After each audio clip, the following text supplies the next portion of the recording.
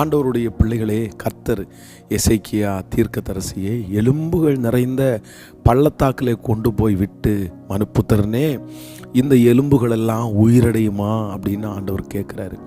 இது வரைக்கும் அந்த மாதிரி யாரையும் கொண்டு ஆண்டவர் செஞ்சதே இல்லை. ரொம்ப புதுமையாக இருக்குது. இவனுக்கு ஆச்சரியமாக இருக்குது. என்ன பதில் சொல்கிறதுன்னு தெரியல.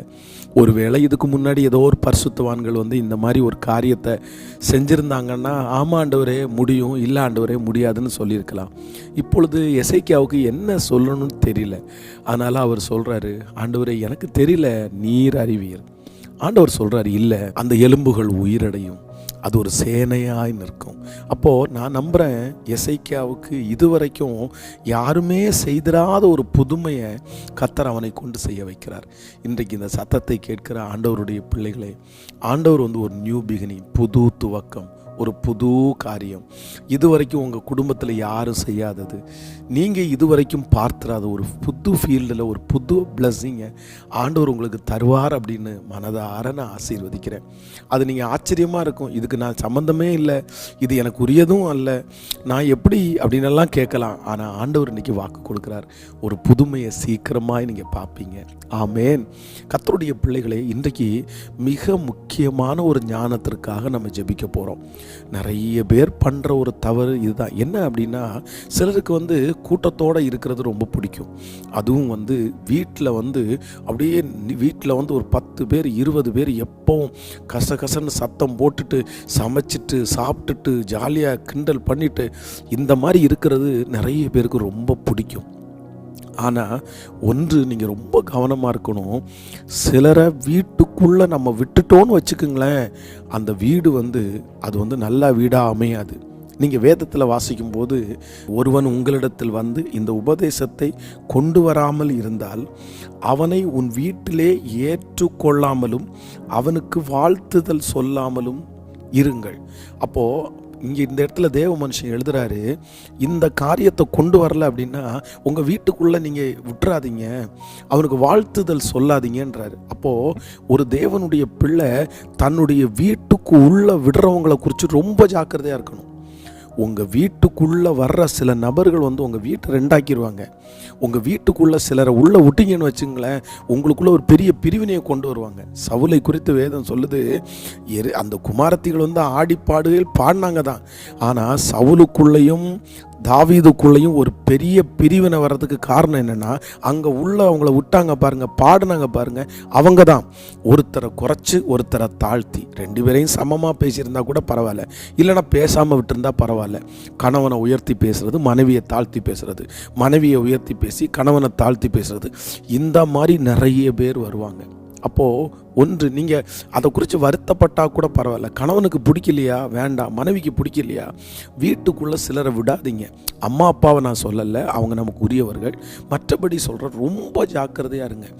அம்னோனை குறித்து வேதம் சொல்லுது பாருங்கள், அந்த ஃப்ரெண்டு ஒருத்தனை வீட்டுக்குள்ளே விடுறான் பாருங்க, அந்த வீட்டுக்குள்ளே விட்ட அந்த மனுஷன் தப்பாக வழி நடத்தி அந்த வாலிப பிள்ளை சாகிற அளவுக்கு அவங்க வாழ்க்கை முடிஞ்சிருச்சு.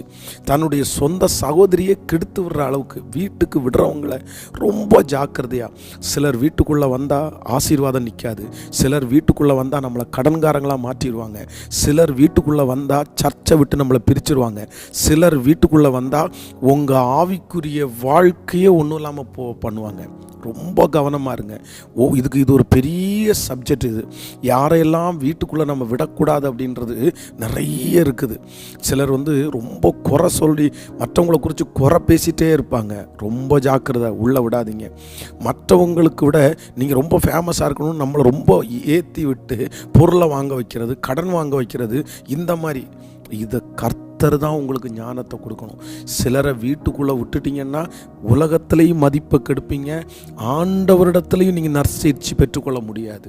அப்படிப்பட்டவர்களை தயவு செய்து ஆண்டவர் இதுவரைக்கும், ஒருவேளை நீங்கள் சொல்கிறது உண்மை பாஸ்டர், இவங்களை தேவையில்லாமல் உள்ளே விட்டு நான் இப்போ கஷ்டப்படுறேன் அப்படின்னு சொன்னீங்கன்னா இப்போட நீங்கள் ஸ்டாப் பண்ணுங்கள்.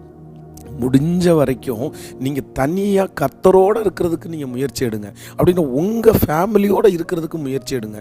உங்களுடைய சந்தோஷம், உங்களுடைய ஜாலி, உங்களுடைய சாப்பாடு, இது எல்லாமே உங்கள் ஃபேமிலியோடு இருக்கட்டும். அம்மா அப்பா பிள்ளைங்க, அம்மா அப்பா அந்த மாதிரி கூட இருக்கலாம். ஆனால் தேர்ட் ஒரு பர்சனோட தான் நம்ம என்டர்டெயின்மெண்ட் பண்ணணும்னு சொல்லும்போது சில நேரத்தில் பாதிப்பாக அமையும். சிலர் பாருங்கள், சர்ச்சு முடிச்சாச்சா உடனே போய் ஹோட்டலில் போய் 10 பேர் 20 பேர் அப்படியே கூட்டமாக வந்து ஒரு வீட்டில் சாப்பிட்றது, ஹோட்டலில் சாப்பிட்றது, ஒரு வீட்டில் சமைக்கிறது, இதெல்லாம் சகோதர சிநேகம்தான். ஆனால் இது வந்து ரொம்ப நாள் நீடிக்காது. அப்புறம் பெரிய பிரச்சனையில் கொண்டு வந்து விட்டுரும். ரொம்ப ஜாக்கிரதை. ஆண்டவரே, என்னுடைய வீட்டுக்குள்ளே உங்களுக்கு சித்தம் இல்லாத யாரும் வரக்கூடாதுன்னு ஜெபம் பண்ணுங்க. முடிஞ்ச வரைக்கும் அதை அவாய்ட் பண்ணுங்கள். நீங்களும் எந்த வீட்டுக்குள்ளேயும் அதிகமாக போய் உட்காரக்கூடாது. உங்கள் வீட்லேயும் ஒரு நபர் வந்து, ஏன் அவருக்கு வேலை இல்லையா, அவருக்கு குடும்பம் இல்லையா, எதுக்கு அவர் நம்ம வீட்டுக்குள்ளே வரணும், எதுக்கு அவ்வளோ மணி நேரம் உட்காரணும், எதுக்கு இன்னொருத்த குறித்து நம்மகிட்ட பேசணும், வேண்டாம், அவாய்ட் பண்ணுங்கள். அது ஆசீர்வாத குறைவாய் மாறிவிடும். ரொம்ப ஜாக்கிரதையாக இருங்க. எங்களுடைய திருச்சபையில் வந்திருக்கிற ஒரு இளம் தம்பதிகள் ஒரு திருமணமாய் தன்னுடைய கணவனாரை விட்டுட்டு இன்னொரு கணவனார் இடத்துல வாழ்ந்த ஒரு சகோதரியை வீட்டுக்குள்ள விட்டதுனால இந்த குடும்பத்தையே ரெண்டாக பிரிச்சுட்டாங்க. இன்னைக்கு இந்த பிள்ளையும் வாழலை, அவங்க வாழாது மட்டும் இல்லை, இவங்களையும் வாழ வைக்கல. அதனால் ரொம்ப ஜாக்கிரதையாக ஞானமாய் பார்த்து ஆண்டவர் உங்களுக்கு அந்த ஞானத்தை கிருபையாய் தருவார். ஸோ தேவனுடைய வசனம் நமக்கு சொல்லுகிறது, சிலரை வீட்டுக்குள்ளே விட வேண்டாம். அதனால் பைபிளை இந்த இடத்துல பைபிளை தூக்கிட்டு வந்த உடனே விட்டுறக்கூடாதாம்மா. ஏன்னா அவங்களுடைய உபதேசம் என்னன்னு பார்க்கணுமாம்மா. தவறான உபதேசம் உள்ளவர்கள் நிறைய பேர் சுற்றி திரிகிறார்கள். அவர்களுக்கு வந்து ஸ்தோத்திரம் கூட சொல்லக்கூடாதாம்மா. பைபிள் சொல்லுது, வேண்டாம், அவங்கள அவாய்ட் பண்ணுங்க.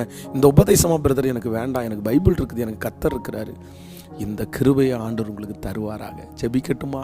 தகப்பனே, உடைய பிள்ளைகளுக்காக ஜெபிக்கிறேன். எத்தனையோ பிள்ளைகள் யாரையோ ஒருத்தரை தேவையில்லாதவங்களை உள்ள விட்டு எத்தனை நஷ்டம். ஆனால் இனி ஒரு ஞானத்தை கொடுங்கப்பா. உங்களுக்கு பிரியமில்லாத யாரும் என் பிள்ளையினுடைய வீட்டினுடைய வாசலை மிதிக்கக்கூடாது. அப்படி வர்றவங்களை எடுத்து போடுங்கப்பா, துரத்தி போடுங்கப்பா. சில கணவன், சில மனைவி இவங்க வரட்டும் என்னன்னு சொல்லி புரிஞ்சுக்காம என்னென்னமோ செய்கிறாங்களே, அவங்களுக்கு ஒரு உணர்வுள்ள இருதயத்தை கொடுங்கப்பா. நன்றி. இன்றைக்கு பிறந்த நாளை காண்கிற, திருமண நாளை காண்கிற பிள்ளைகளை ஆசீர்வதிப்பீராக.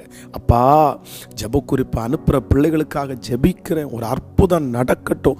என்னென்ன ஜெப குறிப்பெல்லாம் இந்த கமெண்ட்ஸில் எழுதுகிறாங்களோ அத்தனைக்கும் நீங்கள் பதில் கொடுங்கப்பா. 23ஆம் தேதி அந்த ஃபைனல் டேல உங்கள் மகிமை கடந்து வரட்டும். வர்ற எல்லா பிள்ளைகளுக்கும் பாதுகாப்பாக தாருங்க. நீர் கூட இரும். இயேசுவின் மூலம் பிதாவே, ஆமேன். God bless you. ஆண்டவர் உங்களை ஆசீர்வதிப்பார். 23ஆம் தேதி நமக்கு 100 நாள் ஜெபம் முடியுது. அதில் வர விரும்புகிறவர்கள் உங்களுக்கு உணவு ஆயத்தம் பண்ணுறதுக்காக கீழே ஒரு நம்பர் கொடுக்கப்பட்டிருக்கும். அந்த நம்பருக்கு ஒரு எஸ்எம்எஸோ ஒரு காலோ பண்ணி நீங்கள் உங்களுக்கு முன்பதிவு செய்யும்படியாக உங்களை அன்போடு கேட்கிறேன். God bless you. ஆண்டவர் உங்களை ஆசீர்வதிப்பார். Praise Lord. பிரைஸ்.